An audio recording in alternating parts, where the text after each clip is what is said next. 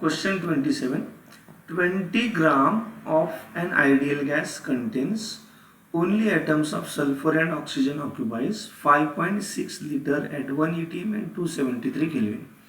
तर बेसिकली गोष्ट लक्षामध्ये घ्या, इथे प्रेशर काय दिलं आहे 1 atm and temperature is 273 kelvin. He standard condition आहे. याचा अर्थ हा क्वेश्चन आपल्याला STPचा विचारलेला आहे.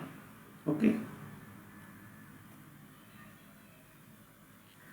STPचा हा क्वेश्चन आहे. ओके, मग आता STPला आपल्याला जर का मॉलिक्युलर वेट फाइंड आउट करायचं आहे आणि मास दिलेला आहे, व्हॉल्यूम पण गिवन आहे, तर अशा केसमध्ये आपण कुठलं रिलेशन वापरतो की मास बाय मॉलिक्युलर मास या मॉलिक्युलर वेट बोलू शकतो is equal to volume divided by 22.4. Okay, the weight is given 20 gram, molecular weight that we have to find here is equal to volume is 5.6 divided by 22.4. इथे बघाल तर हा याचा fourth आहे, means हा 1/4 असेल. ओके, तो फायनल आन्सर काय येईल आपलं, molecular weight is equal to 80. Okay, तो option number B is the correct answer. Next question 28 number. A sample of ammonium phosphate contains 6 moles of hydrogen atom. The number of moles of oxygen atom in the sample. Okay, आता basically हा सॅम्पलचा 1 मोल given आहे असं assume करावं लागेल. तर 1 mole of sample contains ऑक्सिजनची हायड्रोजनचे item दिले आपल्याला. हायड्रोजनची इनिशियली ॲटम्स किती आहे, 12 आहे बघा. 1 mole contains 12 moles of hydrogen atom. Okay, हायड्रोजनचे 12 मोल्स ऑफ ॲटम आहे. तर आता इथे यांनी काय म्हटलंय की या सॅम्पलमध्ये 6 मोल आहे. Okay, 6 mole of hydrogen, 6 moles of hydrogen atom. किती मोल्स ऑफ सॅम्पलमध्ये असणार, ऑब्वियस 0.5 मध्ये असेल. ओके, जर का 0.5 मध्ये 6 मोल ऑफ हायड्रोजन आहे, ओके, 1 मोलमध्ये ऑक्सिजन किती असणार आहे 4. ओके, तर फायनली 0.5 मोलमध्ये ऑक्सिजन किती असणार आहे 2 मोल्स. ओके, तर option number B is the correct answer. Next question 29. Total number of moles of oxygen atom in 3 liter ozone at 27 degrees Celsius 8.2 atm. हा क्वेश्चन STPचा नाही. Okay, this is not the question at STP condition. So हा आपल्याला ideal gas equation म्हणजे PV is equal to NRT ने solve करावं लागेल.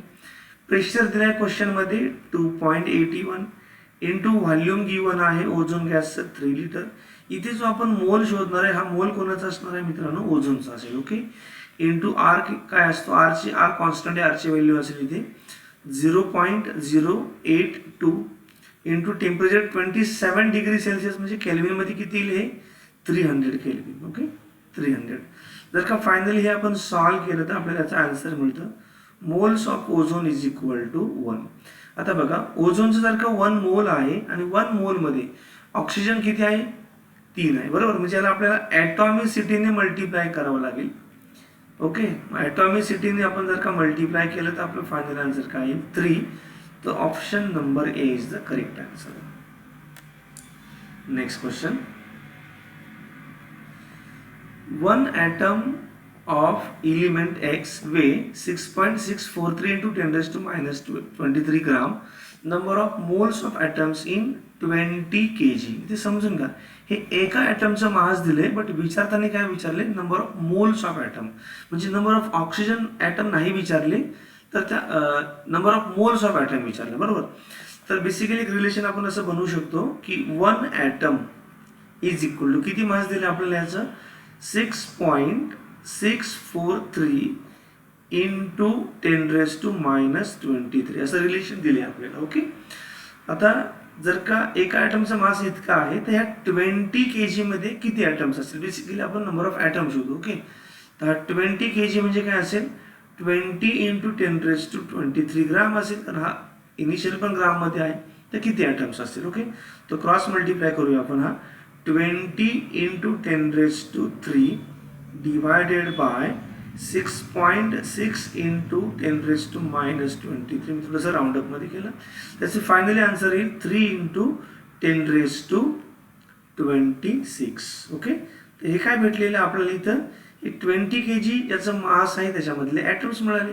Okay, म्हणजे नंबर ऑफ ॲटम भेटले. ओके, तर आपल्याला मोल हवा आहे. आता फायनली मोल कसा शोधायचा, moles of atom is equal to number of atom divided by Avogadro's constant. Okay, number आहे आपल्याकडे 3 इंटू 10⁻26. ॲव्होगॅड्रोज कॉन्स्टंट काय असतो राऊंडअपमध्ये 6 इंटू 10⁻23. तर फायनली एनचा आन्सर किती होऊन जाईल आपलं 500. ओके, तर option number D is the correct answer.